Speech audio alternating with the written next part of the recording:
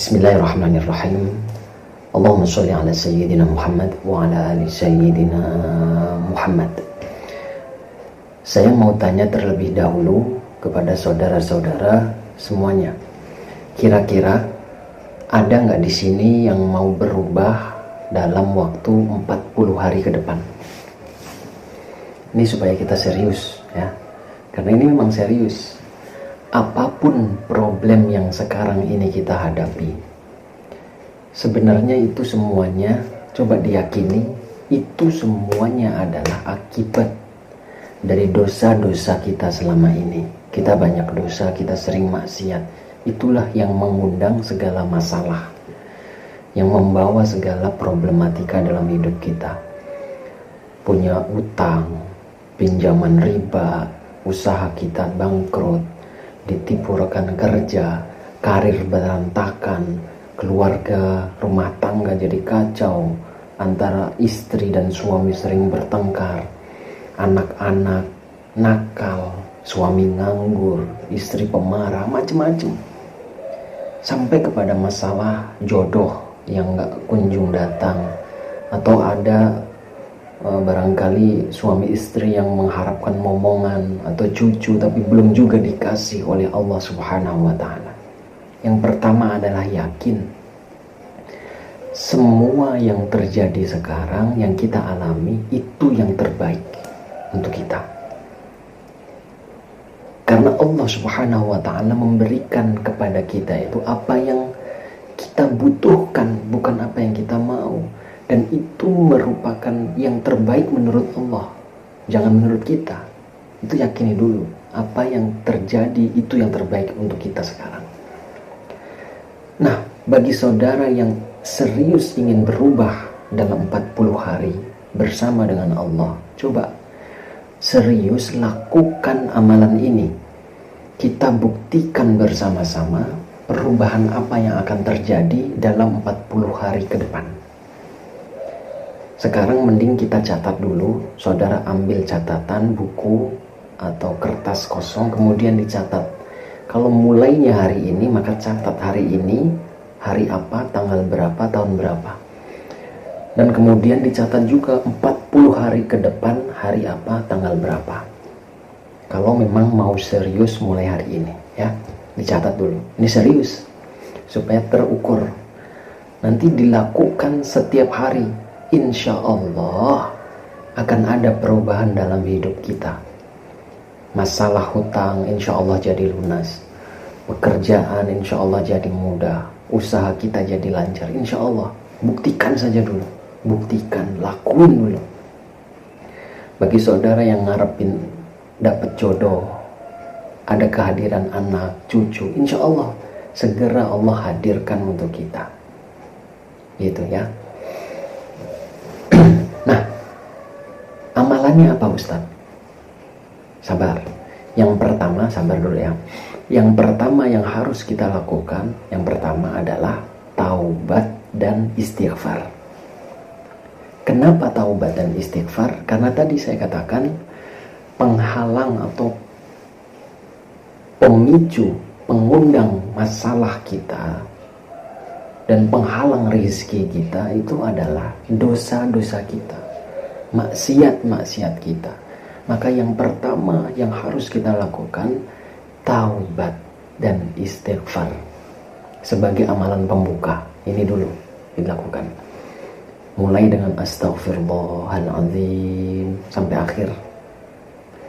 Kalau sudah, kita akan lanjutkan pada amalan selanjutnya. Kalau kita sudah istighfar, hati, pikiran, coba kita renungkan berapa banyak dosa yang sudah kita lakukan. Istighfari, diistighfari semua. Ya Allah, saya pernah melakukan dosa ini. Ya Allah, saya pernah berbuat ini. Ya Allah, saya pernah berbuat ini. Semua disebutkan yang kita ingat, kemudian kita istighfar, minta ampun ya Allah, astagfirullah, astagfirullah, gitu. Itu ya langkah yang pertama.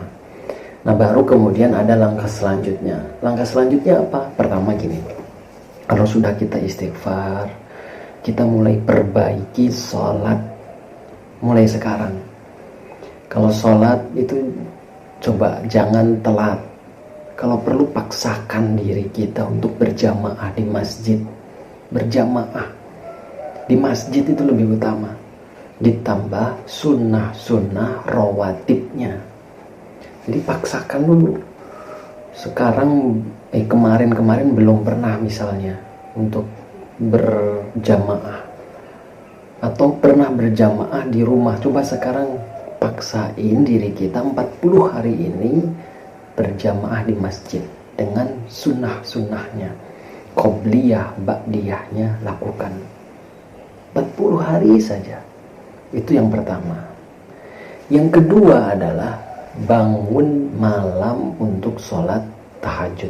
Nah ini jangan malas-malas, karena masalah kita banyak, hajat kita juga banyak, keinginan kita juga banyak. Jadi jangan kita malas. Kalau malas nanti dinilai Allah itu kurang serius. Jadi perubahan kita dinilai kurang serius. Jadi harus paksa aja, dipaksa 40 hari untuk bertahajud. Kan katanya mau berubah, masa bangun tahajud saja susah, kan gimana? Ingat, bangun tahajud itu lebih mudah daripada bangun rumah tangga. Ini benar, serius. Membangun rumah tangga itu susah. Insya Allah bangun tahajud itu lebih mudah kalau kita serius. Berapa rakaat Ustaz?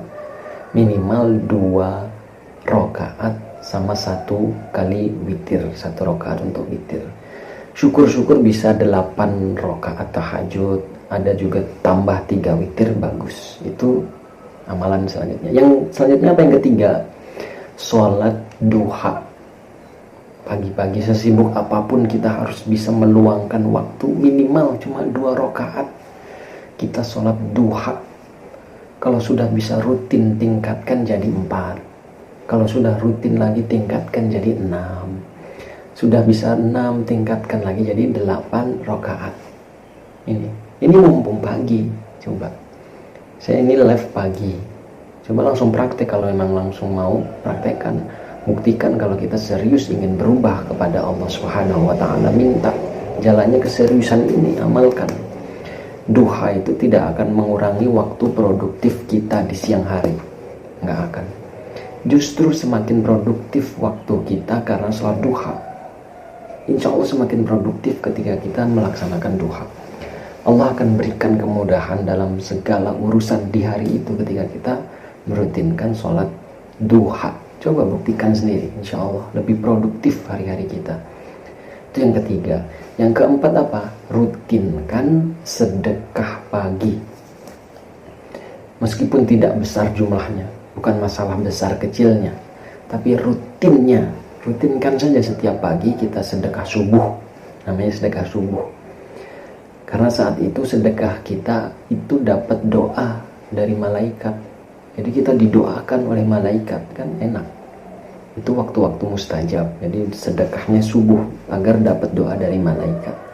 Sedekahnya kemana? Kemana saja. Bisa ke masjid, bisa ke orang tua, bisa ke tetangga terdekat, anak-anak yatim, duafa, kemanapun. Terserah kita yang membutuhkan ya. Itu yang keempat. Yang kelima apa? Baca Al-Quran setiap hari. Paksakan. Harus setiap hari. Harus rutinkan setiap hari kita baca Quran. Bukan berapa banyaknya. 1 halaman saja, minimal 1 halaman. Minimal 1 halaman. Bagaimana kalau kita nggak ngerti baca? Nggak apa-apa, baca aja sebisanya. Sebisanya apa? Bisanya qul huwallah, baca qul huwallah. Baca terjemahannya, baca tafsirnya. Coba diamalkan setiap hari satu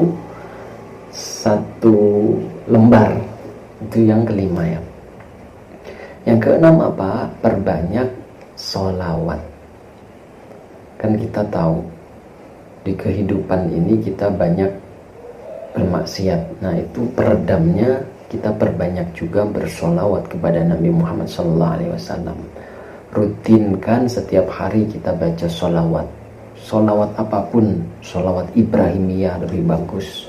Yang banyak, jangan dikit-dikit. Jangan kita pelit untuk bersolawat. Insya Allah semuanya ada balasannya.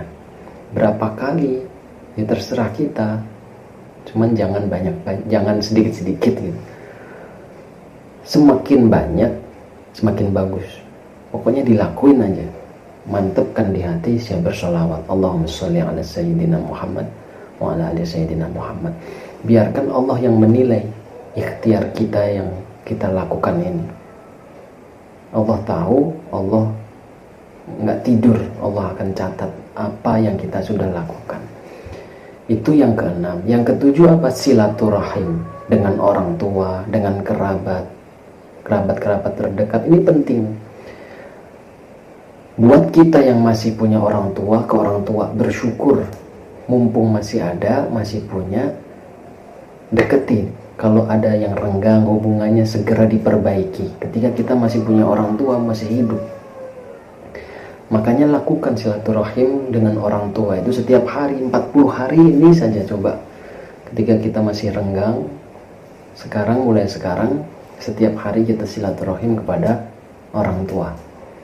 Setiap hari kita datangin orang tua, bawain kesukaannya. Misalnya kalau jauh gimana ya, ditelepon, ditanya kabar. Ini beneran, ini salah satu penarik daripada rizki dan juga solusi dari segala masalah, insya Allah. Minta doanya ke orang tua setiap hari. Mohon maaf kalau kita belum bisa ngebahagiain mereka. Ini benar, sehingga hubungan kita dengan orang tua itu akan terwujud enak lagi gitu. Nah, bagaimana kalau orang tua sudah meninggal? Kirimin, hadiahin pahala baca Al-Fatihah setiap hari, itu kita kirimkan untuk orang tua kita yang sudah meninggal. Jadi jangan kalau pas ingat saja, setiap hari. Nah, latihannya 40 hari ini, amalkan 40 hari ini, sambung silaturahim dengan kedua orang tua kita, dengan kerabat-kerabat terdekat kita yang pernah berseteru dengan kita, coba disambung lagi ya. Itu 7 amalan yang insya Allah ketika kita lakukan itu akan ngerubah hidup kita dalam waktu 40 hari ke depan.